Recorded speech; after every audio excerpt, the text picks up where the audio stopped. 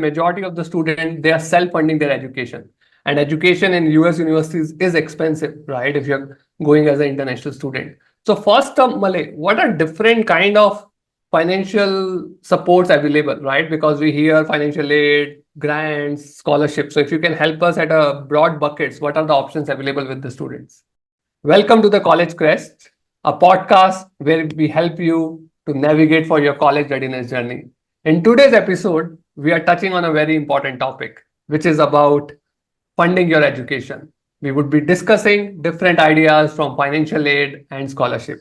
And we have a special guest today, Malay, who is heading to Dartmouth in this fall. Malay, I would request you to introduce and then we get going. Great, yeah. So this podcast is really important. I think it's far more important than even some of the podcasts we've had on applications, because understanding how you're going to finance your journey abroad is of extreme importance, something we all must do before we even head there. And it's a reality for all of our students. So I hope we can deep dive into those aspects, from financial aid to scholarships, and get a good understanding of all the different viewpoints, all the different ways you can finance your education abroad and make it feasible and economical. Definitely. And it's a very important topic. Why? Because if you look at different data points, 70% of the student, or I would say majority of the student, they are self-funding their education. And education in US universities is expensive, right? If you're going as an international student. So first, Malay, what are different kind of financial supports available, right? Because we hear financial aid, grants, scholarships. So if you can help us at a broad buckets, what are the options available with the students? So broadly, I would say for all students, there's two main segregations. One you have is need-based funding, which is financial aid, and the other you have is merit-based funding, which is scholarships. There are also further types of aids, assistances that you can get in the form of governmental aid or aid from a company or another external organization. Those aids are extremely difficult to come by. The process is extremely long and arduous. So we'll talk about only the first two segregations. And there's also scholarships with students who are in sports fields, which they get before the normal admission cycle. So they get their whole scholarship packages far before. But in this podcast, we will stick to the main two, which is financial aid, which is need based, and merit scholarships, which is based on your merit. Sure, and I think that will be helpful for our audience because majority of the student either will get a financial aid or a scholarship, right? So let's first hash out, what's the financial aid? How do we really define it? Correct. So financial aid, quite simply, is need-based funding. In most cases, I've come across that private universities are quite heavy on financial aid. You receive funding for the requirement that your family has based on your family's income, your family's net worth, your family's assets. All these details are calculated together. Universities have their own metric or their own calculator, which they use to determine your aid based on all the information and documents you shared, your finances that you shared, and based on that, they fund a portion of your education or the entirety of your education abroad. Again, each university has different rules and regulations. Some fund your tuition, some fund tuition and boarding. So there's a lot of varying factors. So research is extremely important once again. And universities primarily fund you out of the endowments and the funds they receive, either from the government if it's a public university, or from the alumni and other donors if it's a private university. Okay, great. And I think there's an element of when you say need based, there's an element of need blind and need aware. So how do we differentiate between the two? Perfect. So need blind and need aware was a very important concept when even I was applying to the US, and it's of essential importance that we understand what need blind and need aware is. So it'll take a while to understand this concept, but let's just jump right into it. So when you look at an application, when a recruiter abroad is looking at an application and you see student A and student B who are exactly the same, but student A requires financial aid and student B does not require financial aid. So naturally, the university recruiter will look at student B more preferably and say, this student does not require me to fund him anything, while student A is requiring me to pay university money. So why don't I take student B and let student A go? That is a university which is need aware, and they know that that these students are asking for funding and these students are not asking for funding. So naturally, you will be a little on the lower chance of getting in if you are applying for aid. However, need blind is a university concept which is very new, very interesting, where they don't look whether or not a student requires aid or no. They simply are looking at your application as a whole. So student A and student B are exactly identical. And if the recruiter happens to select student A, only after the student has been 100% admitted, the financial aid team will look at his document and say, oh, this student needs funding. Let's go and now complete the application for his aid aspect. So there is no downside if you apply with aid. So in fact, I've seen a lot of friends, a lot of colleagues of mine, when they're applying to top universities, they choose to not apply for financial aid because that puts them at a lower chance of getting in because it's more competitive then. However, with this concept of need blind, you can apply to any university depending on what their policy is. And if it is need blind, you have absolutely no downside or risk of applying for it. Right, definitely. And to that point, are there some universities, like, is there a segregation which follow a need blind policy versus so to say, a need aware Correct. policies? So with the current trend of universities, a lot of universities are moving towards need blind. Before it was only to 4 to 5 universities. So currently we have Harvard, we have Yale, Princeton, MIT, Dartmouth. Brown is becoming need blind from the class of 2029, and we've got Bowdoin College, Amherst College, and Pomona College. The the reason the number of universities currently is limited, it's only about 10 to 15 universities I've mentioned, because these are need blind universities only for international students as well. Most need blind universities currently in the US are solely for US based citizens. So these universities are truly global because they are equal and give an equitable chance for students across the world to apply to their university and not have any issues with finances. So I'm hoping and praying that over time the number of universities that offer need blind admissions will increase, and it surely will. But please read all university policy correctly and ensure that you're reading it correctly and it's for international students and not just for university or residents of the US. So currently it's these Understood. names, and soon I'm sure there'll be more added on as well. So going deeper into this idea, right? So for example, if you don't get, say, 100% financial aid, right? So I understand there are different kind of jobs a student can pick up, right? So are there some things to keep in mind, or, should I say, there are any caveats in terms of the financial aid out there? Correct. So, as you mentioned, it's you whatever demonstrated aid and received aid is two different things. Demonstrated aid is what you think you should receive, but at the end of the day, we all want $1 million, but it's not easy, right? We don't get that. So, whatever we ask for, the university will use their calculators and eventually give us a final figure. So, nothing is final till the university gives you the final aid option. So, please be patient and wait for that offer. Do not get like, oh, I've shown that I can only pay say 2 rupees to the university, so they're going to make sure my admission is worth 2 rupees. It's not, doesn't work that way. So demonstrated aid, received aid is two separate concepts. Number two, there is a lot of campus involvement. On you need to do campus jobs if you're going to be getting financial aid, because a lot of universities factor in student earnings or student employment on campus as part of their package. So a certain portion, depending on the university, a certain portion of your funding will be done by the money you earn on campus, which will be used to Right. fund your education. So Malik, if we have to break down this concept, for example, if the fee is 100 and you got financial aid, say, of 70, right? So you're saying, while you requested for complete 100, as a student, you received only 70. So you're trying to cover up that 30 with the jobs that the university might offer you on campus, right? Is that a fair Correct. Yeah. understanding? No, entirety of 30 cannot be covered. There's only a Right. portion of the 30 which will be covered by jobs, but the balance will then have to be funded by the parents or by you, or depending on what documents you shared with the university. And Malay, I think there are different, things to keep in mind, and if I should say caveats when you look at the financial aid, right? So can you, with an example, explain us, assuming a university has a fee of $100, how does the breakdown work? Correct. So say your university is charging you $100 to attend, including your tuition, boarding, everything. Your $100 is the total cost of attendance which you have. COA is the short form. And then you minus your family contribution from that, and you finally get the financial aid that you are paying to the university. Now, some people may say, I do not want to have any family contribution. So a lot of us assume that if a university is providing us 100% of our demonstrated need, we assume that if you are accepted and you get the aid, they will cover entirety of our funding. That is not the case. What we may be looking for is different from what we may eventually get, because they use their own financial calculators to give us the fees and our family contribution. So out of $100, say $70 is what the university is funding. The balance 30 will be funded by you and your parents, depending on the documents, and also a portion of that will be funded from the funds which you will earn on campus as part of your employment package. So there's only a certain amount which you can earn during your time at campus, and that amount will be what you will effectively be putting back towards your education. So you're in a way funding yourself in the US. So say 5 is your earnings on campus, then the balance 25 out of the 100 will be your family contribution, which could be you, your parents. That is again open for interpretation. Okay, good. So yeah, so I think that's a very important idea because when we are looking at financing, right, we should know what part will come from self contribution, right? And it could be anywhere from 0 to 100% depending upon how much aid you get, how much work assignment you can get at the university.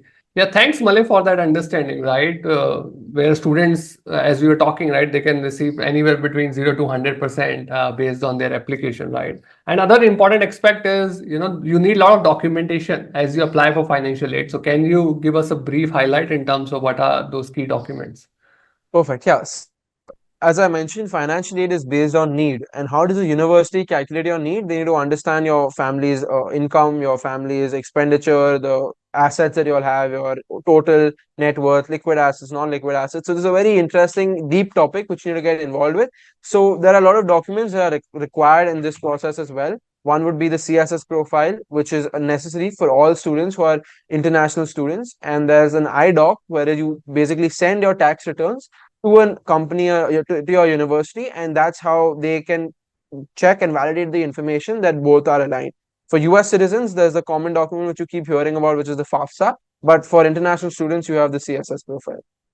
Right. And these are the profile, these are the documents, like these are available on university website. Like how do you fill in those Correct, yeah. documents? So these documents both are available on College Board. So CSS profile is the main large document which you have, and IDoc is basically a way to send your tax returns to a university. It's not another document or a form that needs to be filled, but via the College Board secure server, you can share your tax returns with another Understood. with your So when you university as well. say share your tax return, it is like either your parents or anybody who's sponsoring your education, right? So Perfect. generally it will Yes. be your parents, but yeah, in some cases it could be your guardians or somebody else who would be Yes, but it's most funding cases your. it's parents, and that the university will be able to explain to you well. That's why it's important to read the policy. A lot of universities require Right. an affidavit or the confirmation your parents will be funding. So you need to understand and get into these details when you. Thanks, Malay. I think that is very insightful. So now let's talk about the university scholarship, right? So as we were saying, many US universities do provide merit-based scholarship or need-based scholarships out there, right, to the international students. So could you help us understand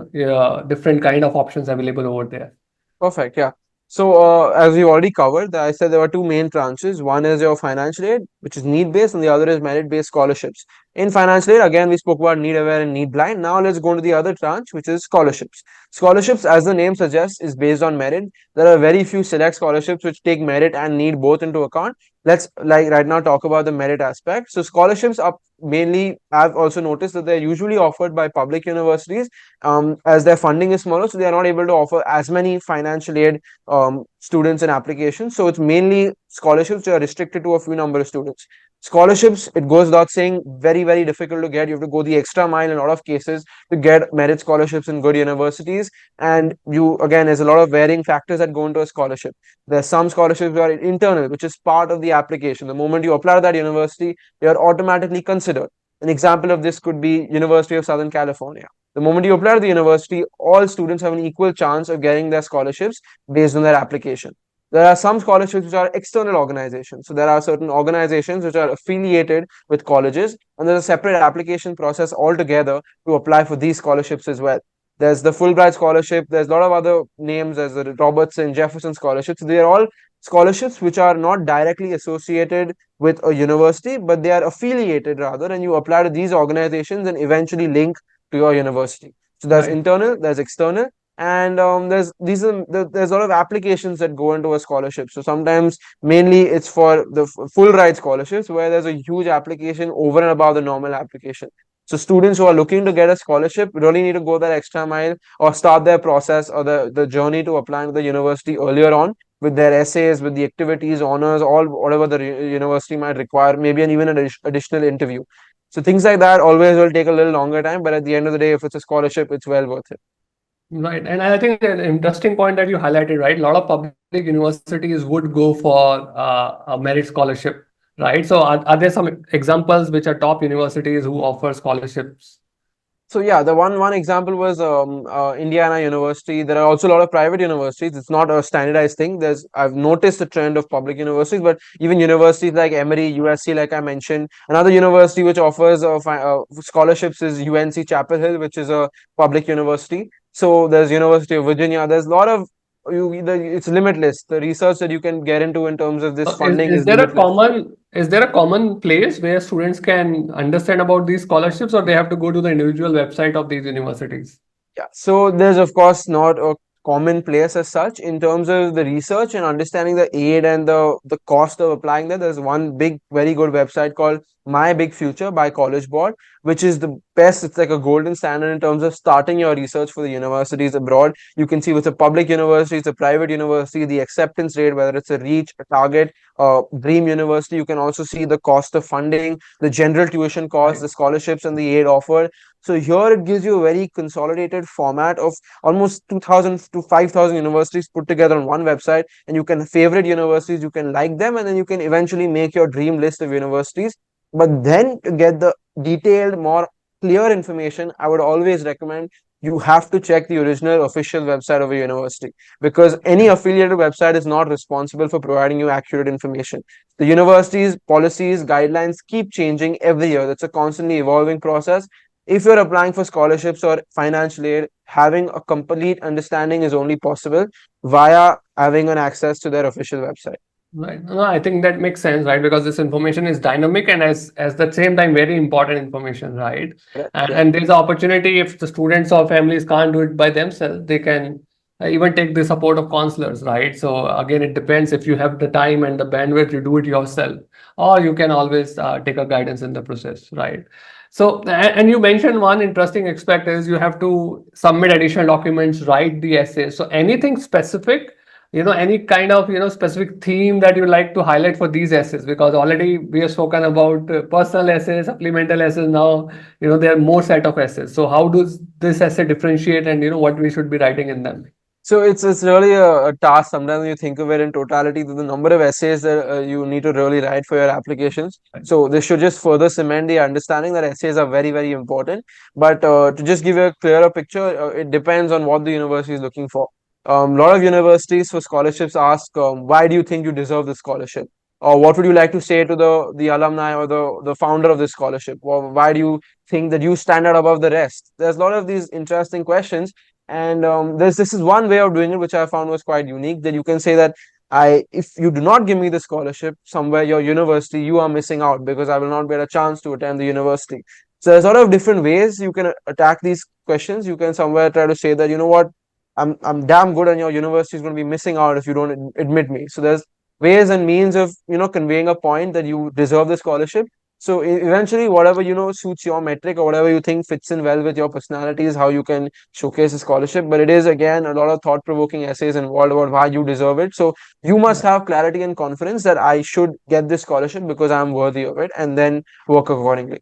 Makes sense, right? And I think that's very interesting, right? So again, the essays don't end, right? Remember that there's still a lot of stuff to write, and as you go into college, anyways, you have to talk about a lot of stuff, right? So you have to do a lot of writing, right? So coming back to our original idea, right, Malay, we were talking about their different options. So financial aid is what we have captured, scholarships we have captured, right? And there are a lot of, we might not spend a lot of time, but there are a lot of private scholarships, government support, and external funding, right? So I think depending upon the student's country of origin, they can check what the government are supporting or the private organization over there are supporting. But another important aspect is about assistantships and on-campus employment that you were talking in the financial aid, right? So could you give us some examples, and what is the earning potential, maybe the hourly pay range, how does that process works?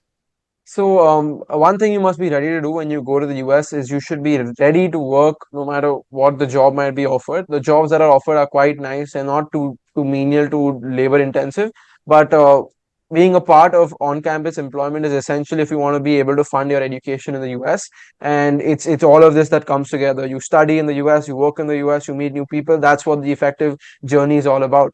But Right. to address the question directly, the stipend offers varies again from university to university based on the portion of. So there's private universities which charge you $90,000 to $100,000, and there's public universities which only charge you 25 to $20,000 to $30,000. So it depends again on the university and the funding. But the stipend was usually will be totally across the year would be $2,500 $3,000 and thereabout. Again, this also has a importance and a dependence on the number of or the wage rate that that particular state offers. So a state like California would have an extremely high wage rate, whereas a state somewhere in the Midwest or the middle or the central US may have a lower wage rate. Right. Again, very subjective, very dependent on what the university is. It is not set in stone, but that is a good understanding or But approximation. is there a range like a student? So you Correct. mentioned in a yearly structure, around $3,000 is So what the student can earn. yeah, you can look at say $2,000 or $3,000, but Yes. the calculation can be done backwards. You're maximum allowed to work 20 hours a week in a F1 visa. There's no Okay, external work right. allowed, only on-campus jobs. Do not even try risking your visa position with external jobs. And the wage rate, depending again on the state, could be maybe 5 to 10 to $8 to maybe even as high as 25, $30. Again, depending on what you're doing. So if you're working in an internship in a big way, that could be a good job paying you $30 to $40 an hour if it's something which you really contributing to to the company. But if it's a job, say like campus recruitment or sending out emails or writing the college blog or even things like taking tours around the campus, Right. depending on the job and the importance and the amount of the resources available, it could be maybe a good estimate would be about $8 to maybe $15 to $20. Okay, so there are a variety of jobs, right? Is what we are getting, right? So you could be a tour guide, you could be working on an internships, right? But keep in mind, on an average in a yearly structure, right, you should be able to earn around $3,000, and which could help and fund some part of your financial need as an individual, right? And yeah, more importantly, your living expenses. If you're able to Right. offset your living expenses with your income in the employment, that is wonderful because that's one less payment factor overall in the overall scheme of things. Right, and I think another important idea is also you are going to spend 3 to 4 years in your undergrad, right? So it's a long time that you're spending and the money outflow that is happening with or without the financial aid out there, right? So good, I Perfect. think good ideas, Malay, right? So if we have to now kind of synthesize everything, and if I am say a high school student today, right? What are the some starting point when I'm looking at finances? Because I realize a lot of students think about it more post facto at the time of application in the senior year, right? So what is the process? How do we start early? How do we go about it? Yeah. So when we're looking at our university applications, we always break it down into safeties, reaches, and dreams, right? Right. So that's because that's we base it off on our ability on our application journey, the acceptance rate, things like that. But I think the most important factor is also financial aid and the scholarships we're looking for, and we should have an understanding of which university we're applying to and whether it fits into maybe offering a scholarship or a financial aid package if you are that type of student who requires some funding assistance. Do not think that once you get admitted, once you're part of the university, you can find and figure out and plan your finances later. That does not work.